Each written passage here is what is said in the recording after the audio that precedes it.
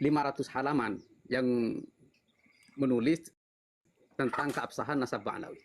Nah, di closing statement itu kami jelaskan bahwa Ubaidillah itu putranya Maimun Al-Qaddah.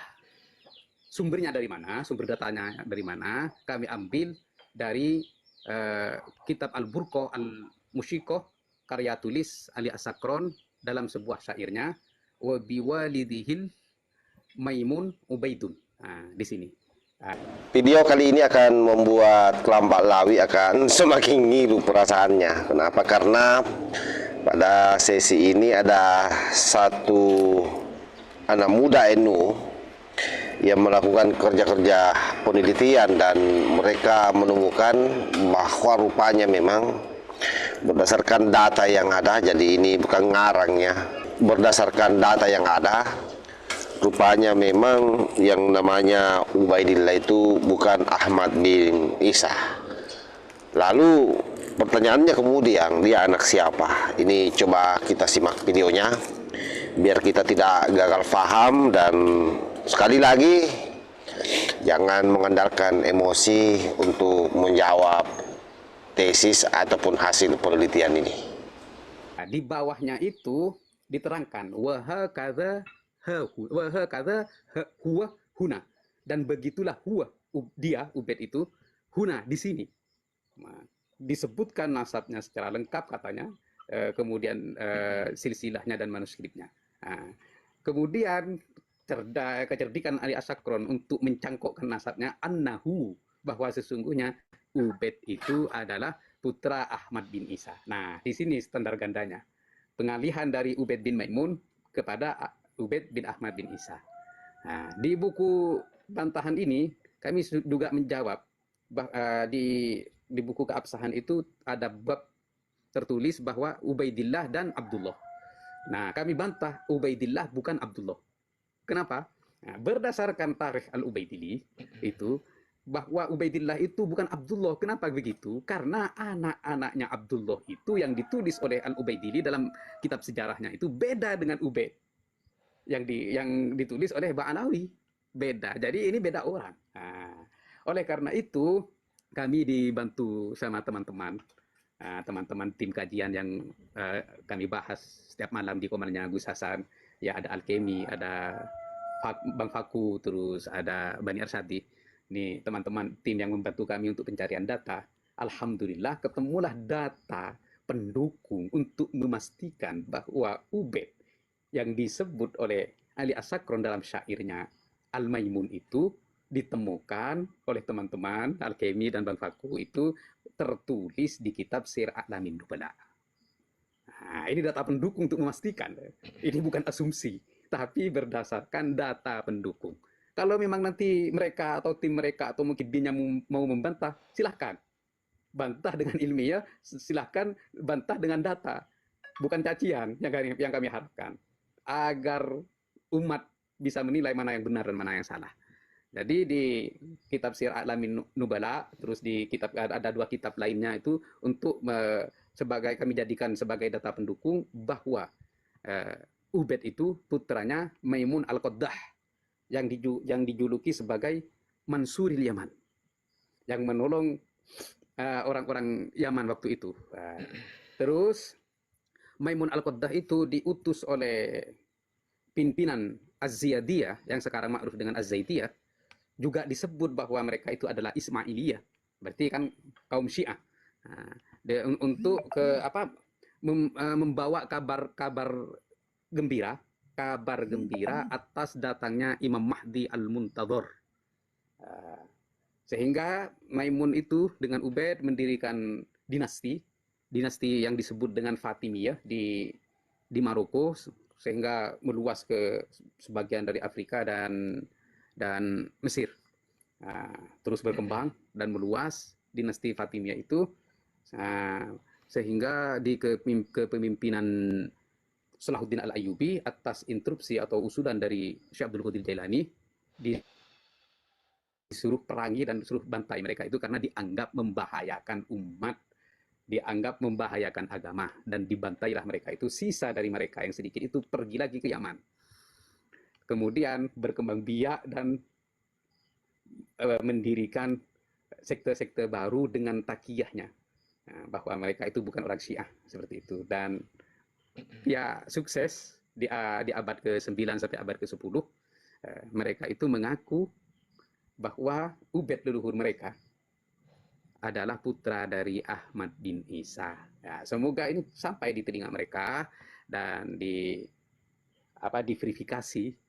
Kalau memang ini benar, ya sudah, mengakulah kepada leluhurnya, jangan mengaku kepada leluhurnya orang, karena ini berbahaya.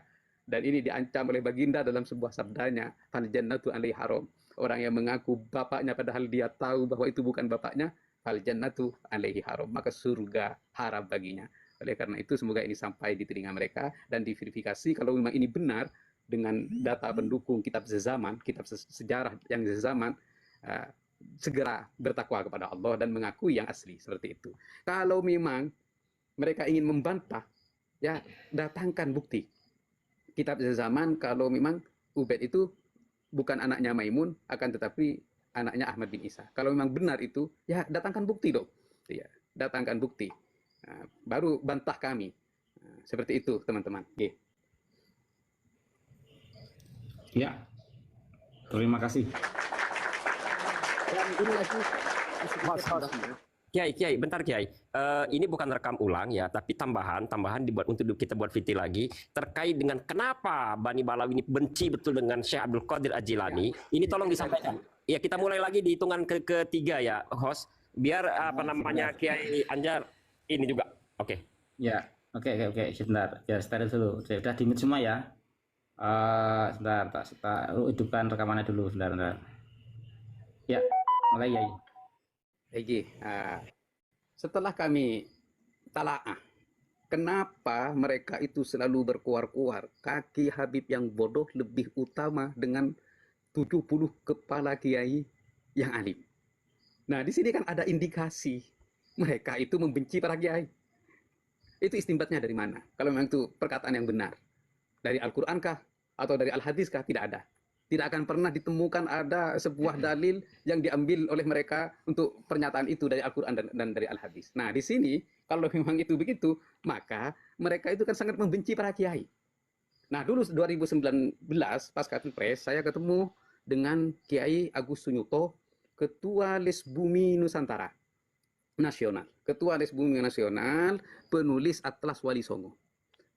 Beliau bercerita bahwa Habib itu adalah keturunan dari imigran Arab yang kedua yang didatangkan atau dikontrak oleh Belanda untuk memerangi Imam Bonjol dengan Pangeran Diponegoro yang dibantu oleh imigran Arab yang pertama, yaitu anak cucu Wali Songo. Berarti di sini sudah terjadi peperangan kontra antara anak cucu Wali Songo dan klan Ba'alawi di masa penjajah Belanda. Bukti-bukti sejarahnya ada, rekam jejak sejarahnya ada. Ketika pribumi dengan para anak cucu Wali Songo, emigran Arab pertama ini berperang melawan penjajah, justru mereka mengeluarkan fatwa haram melawan pemerintahan Hindia Belanda. Ini sudah ada rekam jejaknya, bukan ini asal-asalan atau bukan asumsi, ada sudah. Katanya Agus Sunyuto seperti itu yang saya dengar dari beliau langsung. Nah, berarti ini terjadi kontrak yang pertama yang mendekat kepada kita antara klan Ba'alawi dan leluhur-leluhur kita, para kiai. Yang kedua, ini kita harus flashback ke belakang lebih jauh. Kenapa mereka itu sangat membenci Syekh Abdul Qadir Jailani dan para keturunannya? Di buku mereka, di kitab keabsahan itu, mereka menyebut bahwa Sayyid Soleh itu tidak terverifikasi sebagai putra Syekh Abdul Qadir Jailani. Yang dari Sayyid Soleh itu turun kepada para Wali Songo yang tiga. Sunan Gunung Jati, terus Sunan Kudus, yang Al-Hasani itu kan ada tiga. Di situ katanya Sayyid Soleh itu tidak terverifikasi dengan redaksi yang dipotong oleh mereka di buku tersebut. Jadi redaksinya itu dipotong. Redaksi yang disampaikan oleh Ibnu Najjar Ibnu Najjar itu dipotong oleh mereka. Berarti katanya Wali Songo dan anak cucunya itu tidak nyambung kepada Syekh Abdul Qadir Jailani. Kenapa? Nasab mereka Sayyid Soleh itu tidak terverifikasi sebagai putra Syekh Abdul Qadir Al Jailani. Nah, setelah kita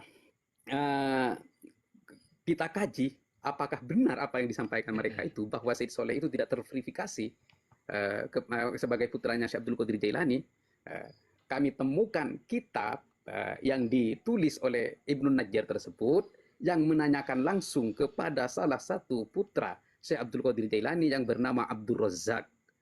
Di situ ditulis di kitab tersebut bahwa putra-putri Syekh Abdul Qadir Al-Jailani itu 27 laki-laki dan 22 perempuan. Namun yang hidup dari mereka hanyalah 14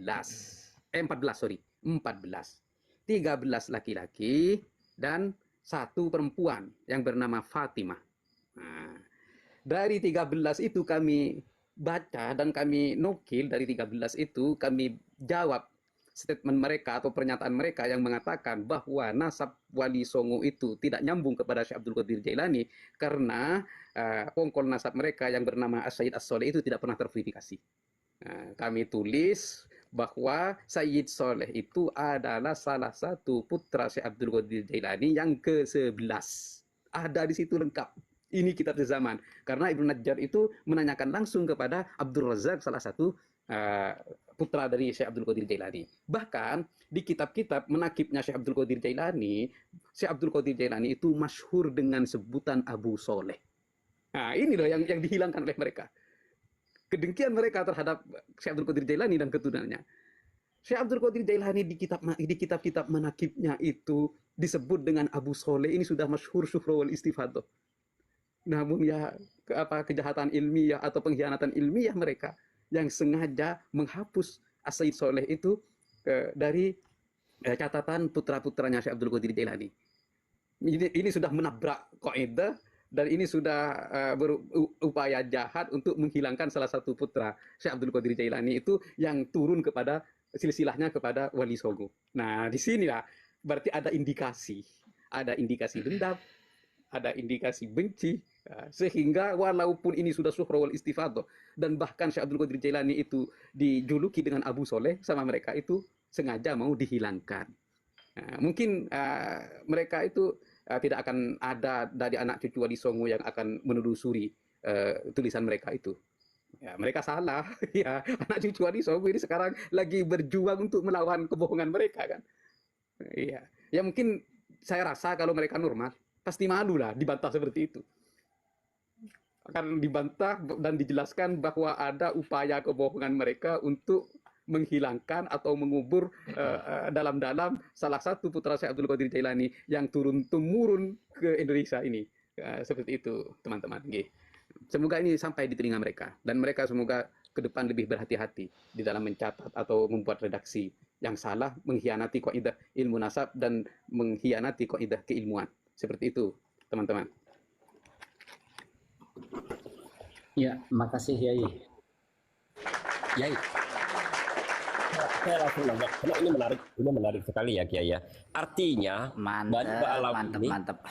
memang betul-betul ada dendam kesumat sejak berabad-abad terhadap Syekh Abdul Qadir Al-Jilani kan? Iya, betul. Iya. Kenapa juga ada statement dari leluhur mereka? Ana fi sa'iril anbiya ana fi sa'iril auliya ke Muhammad fi sa'iril anbiya. Karena yang sudah disepakati oleh para ulama terdahulu bahwa Al-Qutbur Rabbani, Qutbur Rabbani dan Sultanul Auliya disematkan kepada Syekh Abdul Qadir Jailani, bukan kepada leluhur mereka bagi muqaddam yang digembar-gemburkan oleh mereka. Oleh karena itu ada statement ana fi sa'iril auliya ke Muhammad fi sa'iril anbiya. Sebuah statement yang melampaui batas. Kami juga jawab itu di kitab hurufatnya. Kami jawab. Alhamdulillah kebongkar semua.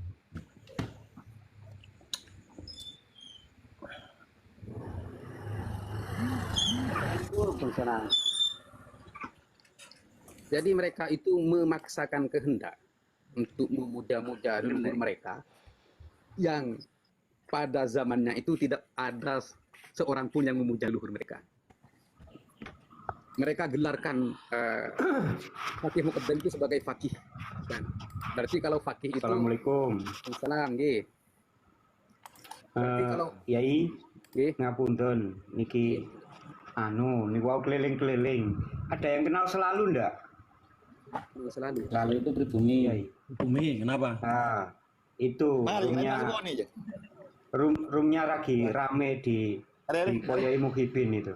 Nggak ada temannya yang ahli nasab itu. Kalau bisa mohon dibantu dong yang kenal. Nggak kenal saya dan nggak Saya kebetulan nggak. selalu itu. Iya. Yang akunnya selalu. Itu kan pribumi. Itu Di Pipomalnya itu. Oh ya, oke. Saya Lagi rame. ada di sini, ke sana saja. Turun dulu, saya dari sini ke roomnya selalu. Silakan saya, Iya. jenengan saya turunkan dulu ya, bantu ke sana. Oke, makasih Bima Sri Rahayu. Nggih, monggo dipun lanjut. Mas Batu Ambat, monggo. Nggih. Jadi di buku yang baru ini alhamdulillah dari halaman 1 sampai halaman 140 kami jawab satu persatu. Ke belakangnya dari halaman 140 itu sampai 200 ke atas itu sebuah redaksi dan statement atau pernyataan yang blunder. Oleh karena itu, Assalamualaikum. nggih, Waalaikumsalam. Waalaikumsalam, Bang Alexander. Nggih. Selamat datang. Ini Bang Alexander yang kemarin ikut kami untuk menyusun buku ke Jogja. Nggih.